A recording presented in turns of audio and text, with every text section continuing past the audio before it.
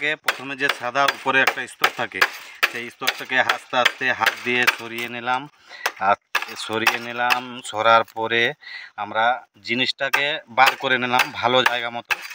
যেটা আমাদের খাদ্য মানে যেটা আমরা খাই হচ্ছে এই আঙুলটা পরিষ্কার করে, বড় আঙুলটা পরিষ্কার রাখতে হবে। সেই পরিষ্কার করার পরে সেই আঙুলটাকে আমরা জাস্ট একটুভাবে এইভাবে টিপে মুখের মধ্যে দেব। মুখে দিয়ে আস্তে হালকা করে, যেমন গোলাতে না লাগে। প্রেসার দিতে টেনে নিলাম। হালকা সাদা যদি মুখে কিছু থেকে থাকে আস্তে আস্তে হাত দিয়ে বার করে নেবে। ব্যাস, এইটা হচ্ছে তাল খাওয়ার প্রকৃতি। যাই হোক, এই তাল সাদা অটোমেটিক বেরিয়ে আসবে, সাদা মুখের মধ্যে যাবে না। ওকে, তাহলে দেখিয়ে নিলাম কে কীভাবে তাল খাবে। যদি প্রয়োজন মনে করেন কমেন্ট করবেন, আমি আবার দেখাবো।